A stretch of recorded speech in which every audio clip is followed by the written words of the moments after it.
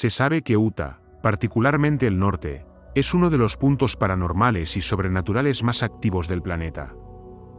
Desde luces no identificadas en el cielo, hasta extrañas figuras humanoides e incluso Bigfoot, han sido vistos en la región.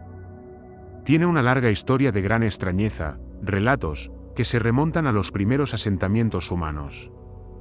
3 de cada 4 habitantes de esta parte del estado han experimentado algo fuera de lo común, y para muchos que solo están de paso, hay una sensación palpable de que esas carreteras polvorientas y paisajes sombríos esconden un oscuro secreto. Gran parte de la particular actividad se concentra en la cuenca y sus alrededores.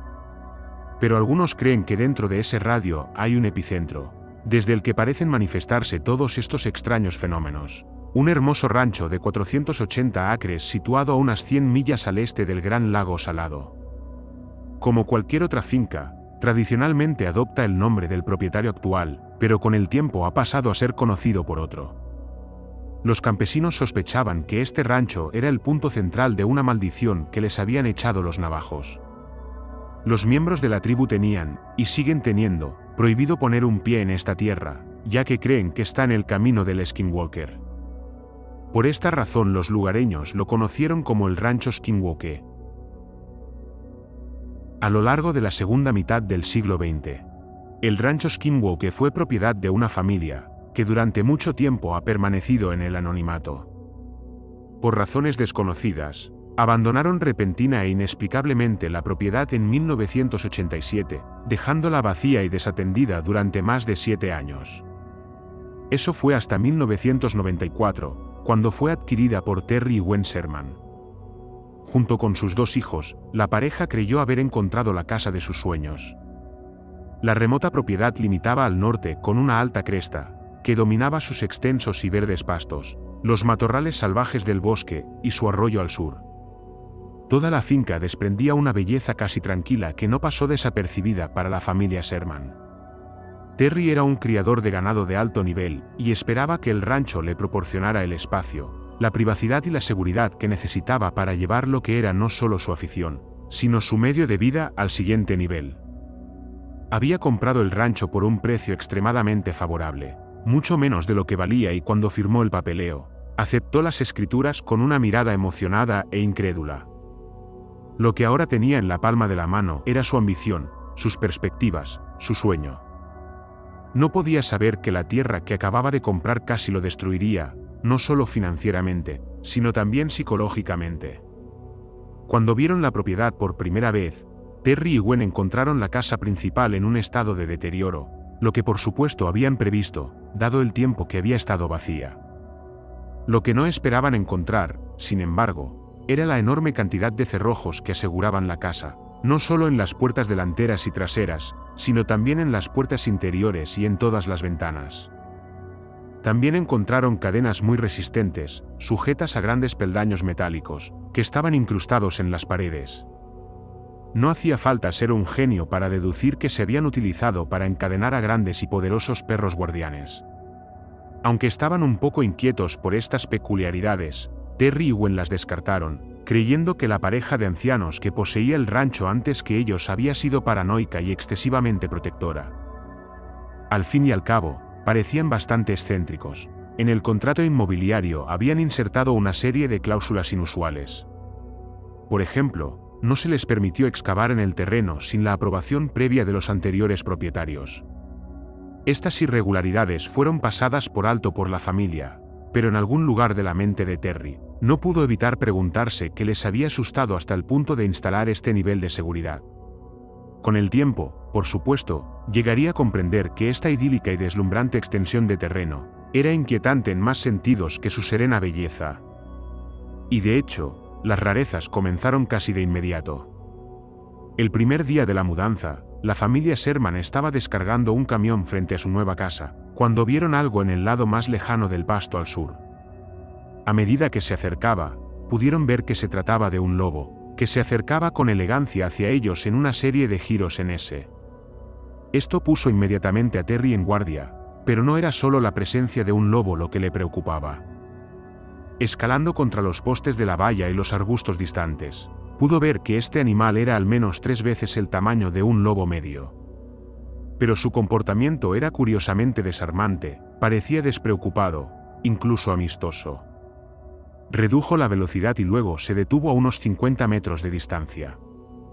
Olfateó el aire, y miró a la familia con sus inteligentes y penetrantes ojos azules, antes de seguir caminando despreocupadamente hacia ellos. Parecía totalmente domesticado. Meneó la cola al acercarse y el padre de Terry, que había estado ayudando a descargar el camión, extendió valientemente la mano para acariciar a la enorme bestia. Sherman padre medía más de 1,80 m, y aunque era un hombre grande, su cabeza llegaba fácilmente a la parte superior de su hombro. Rápidamente quedó claro que, a pesar del tamaño y la apariencia intimidante del lobo, no quería hacer daño. El resto de la familia se relajó y se acercó a saludar a su extraño visitante. ¿Tal vez sea la mascota de alguien? Terry se aventuró a mirar con nerviosismo el establo que estaba a unos metros a su izquierda, y preguntándose si había sido inteligente trasladar parte de su rebaño tan pronto. Dentro del establo había 4 de sus vacas reproductoras y otros tantos terneros. Todos estaban claramente preocupados por la presencia del lobo, excepto un joven curioso, que asomaba la cabeza entre los barrotes metálicos, observando el desarrollo de la escena. Casi tan pronto como Terry se había dado cuenta del peligro, el lobo había cruzado la corta distancia y ahora tenía sus enormes mandíbulas en la cabeza del ternero. La joven vaca balaba y se agitaba salvajemente mientras el lobo intentaba arrastrarla fuera del corral. Terry cogió el mango de un hacha de la parte trasera de su camioneta y se abalanzó sobre él, golpeando los flancos del enorme animal, pero el lobo no le prestó atención y se negó a soltarlo. Su hijo corrió hacia el camión, cogió una Magnum 357 de la cabina y se la entregó a su padre. Terry no tardó en disparar un tiro al abdomen del lobo, que sonó por todo el pasto vacío, pero no tuvo efecto. El inmenso animal no reaccionó de ninguna manera. No se tambaleó ni bramó, ni siquiera se inmutó, simplemente siguió destrozando al pobre ternero. En su desesperación, Terry volvió a disparar. El arma siguió sin surtir efecto. Sin embargo, después de un tercer disparo, el lobo soltó lentamente su agarre y retrocedió unos 3 metros. El ranchero no podía creer lo que veía en sus ojos. Muy pocos animales podrían haber sobrevivido a 3 disparos de una Magnum 357 a quemarropa, pero este lobo ni siquiera estaba herido. No había sangre en ninguna parte de su pelaje. Por último, hizo un cuarto disparo justo en el corazón del animal y este retrocedió otros 9 metros. Había algo increíblemente desconcertante en la forma en que se quedó allí con una mirada despreocupada, contemplando si atacaría al ternero por segunda vez. Terry lo intuyó y le gritó a su hijo que sacara su rifle de la casa, lo que hizo en cuestión de segundos. El lobo permaneció perfectamente inmóvil mientras él apuntaba con el arma más pesada y casi sintió pena por la pobre bestia. Un disparo ensordecedor resonó en la naturaleza, y en ese momento, supo que había dado en el blanco. Pero en lugar de caer al suelo en un montón como debería haber hecho, el lobo simplemente se retiró otros 2 metros y se quedó mirando a un Terry cada vez más inquieto. Rápidamente hizo otro disparo y esta vez vio cómo se desprendía un trozo de carne del animal, pero ni siquiera esto no lo derribó. El lobo echó una última mirada sin prisas al ternero, luego se dio la vuelta y volvió a trotar en la dirección de la que venía. Terry se quedó boquiabierto. Sabía que no podía permitir que un gran depredador permaneciera en sus tierras si pretendía criar ganado, así que llamó a su hijo adolescente y los dos procedieron a perseguirlo. Debieron de seguir al lobo durante una media hora, vislumbrando su huella mientras corría hacia el sur, entre matorrales de álamos y otros árboles. Las huellas les condujeron a través de un bosquecillo de olivos rusos, al otro lado del cual estaba el arroyo, y al salir de los árboles, se encontraron en una amplia orilla de barro. Pudieron ver claramente las huellas de las patas del lobo e inmediatamente comenzaron a seguirlas, pero las huellas se detuvieron abruptamente a unos 40 metros de la orilla del agua. Terry y su hijo no podían creer lo que veían. Estaban de pie en una amplia extensión de barro empapado, pero las huellas terminaban justo en medio de la orilla. El lobo tendría que haber saltado unos imposibles 40 o 50 metros para no haber dejado más huellas. Parecía haberse desvanecido en el aire. Al volver a la granja, Terry recogió por casualidad el trozo de carne que se había desprendido del animal. Observó que, en lugar de estar fresco y cubierto de sangre, tenía un aspecto y un olor a podrido, como si hubiera estado expuesto al sol durante varios días. Contemplando tranquilamente, giró la cabeza hacia el sur y miró por encima del pasto hacia el horizonte, preguntándose qué demonios acababa de ocurrir. Ese fue el primer día. Las semanas siguientes fueron relativamente normales, excepto por algunos sucesos extraños que ocurrieron alrededor de la granja, todos dirigidos a Gwen. Al principio no informó de nada de esto a su marido, ya que realmente pensaba que estaba perdiendo la cabeza. Por ejemplo, llegaba a casa después de hacer la compra, desempaquetaba la comida y la guardaba, y luego salía de la habitación para ocuparse de otra cosa. Un rato después, volvía a la cocina y encontraba la compra de nuevo en las bolsas como si nunca la hubiera desempaquetado.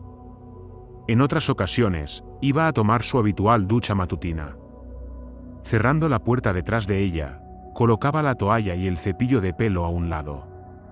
Cuando acababa, salía del baño y descubría que la toalla y el cepillo habían desaparecido. Unas horas más tarde, los encontraría en un lugar cualquiera de la casa.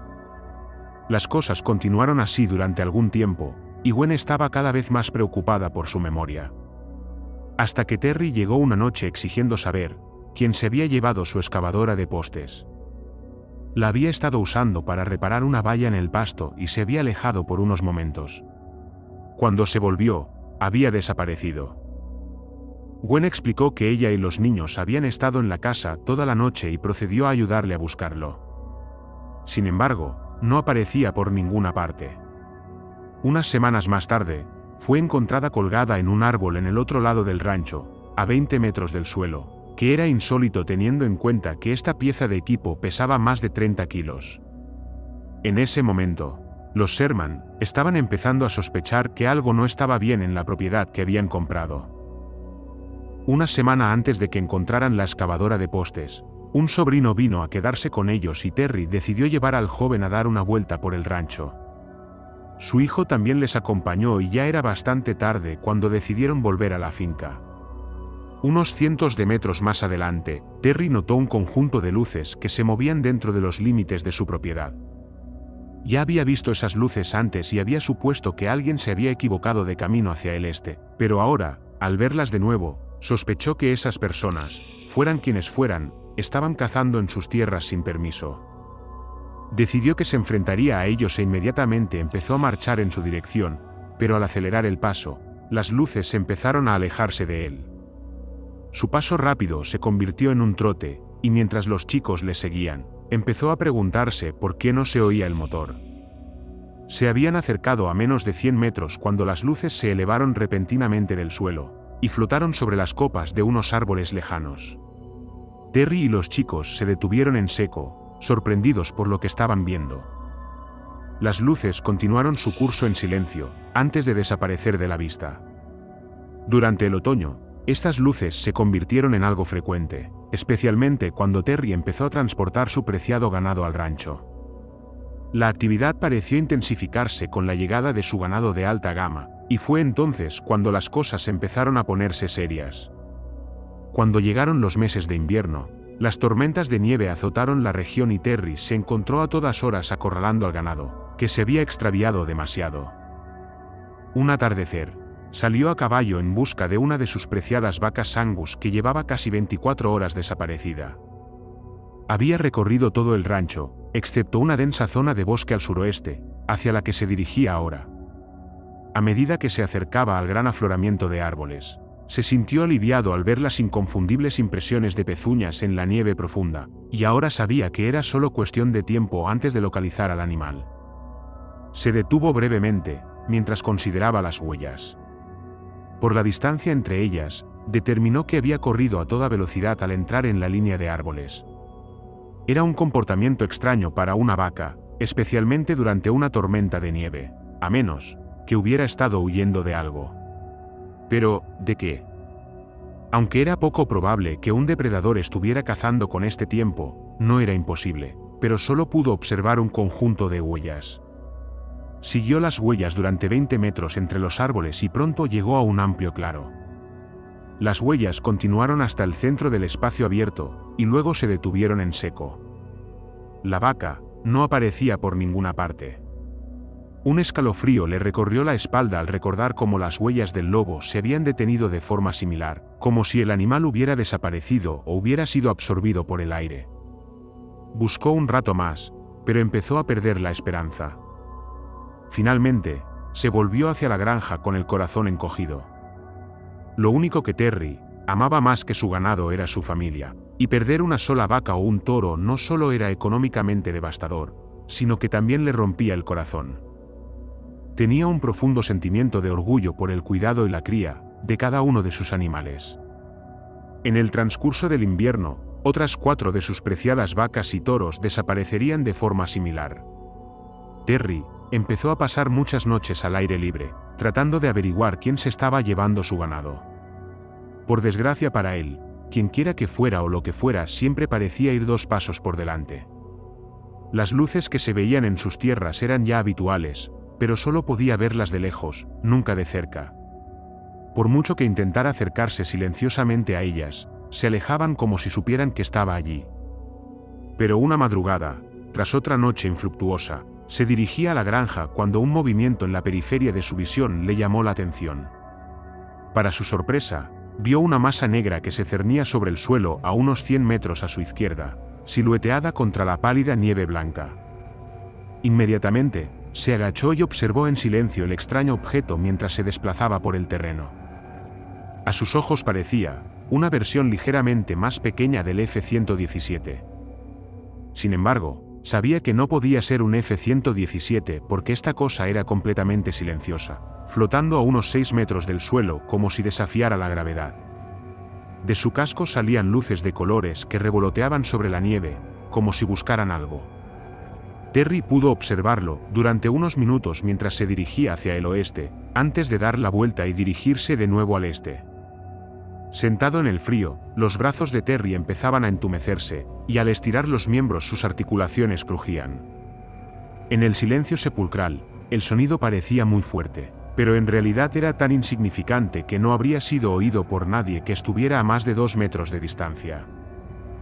Sin embargo, las luces de la nave se apagaron de repente. A continuación se detuvo, y giró en su dirección. Durante unos momentos de tensión, el corazón de Terry palpitó en su pecho mientras el objeto parecía mirarle fijamente, pero para su alivio, giró y se alejó silenciosamente hacia el norte, perdiéndose de vista. En el nuevo año, la familia perdería aún más ganado.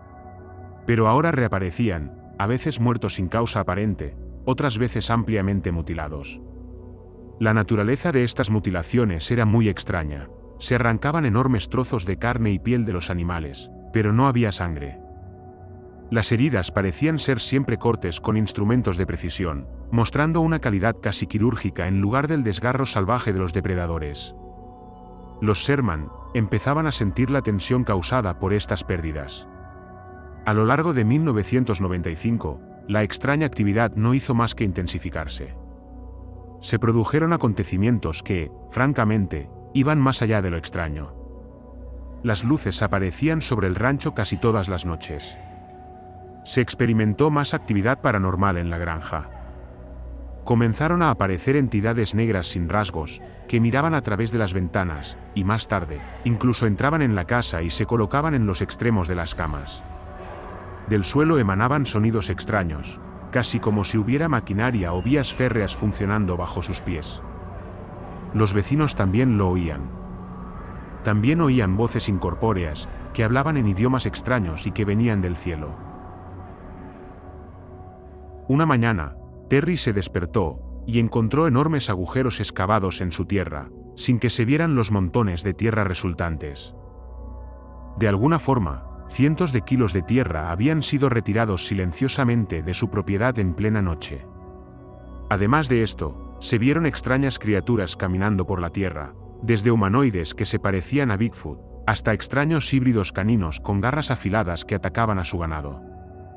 A menudo se presenciaba una entidad invisible, no el ser en sí, sino los efectos de su presencia. El ganado se separaba y se apartaba como si algo grande e invisible corriera por el medio del rebaño. El agua del canal se movía, como si unos grandes pies invisibles la atravesaran. Otra criatura parecía estar envuelta en algún tipo de dispositivo de camuflaje, como la entidad alienígena de la película Predator. Se veían luces estacionarias anaranjadas en el cielo, que eran diferentes a las que Terry presenciaba a menudo moviéndose en la distancia. La primera vez que vio una de estas anomalías, estaba sentado en el porche de su casa en una cálida tarde de verano, cuando algo apareció de repente en el cielo, a una milla de distancia de su posición. Había estado limpiando su rifle a primera hora del día, y un visor de alta potencia estaba cerca. Lo cogió y procedió a ver el objeto a través de la mira telescópica, y lo que vio le dejó con la boca abierta. El objeto anaranjado parecía una especie de portal y en su centro podía ver una abertura.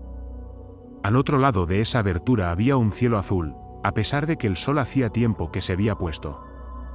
En su mente, parecía una puerta a otro lugar.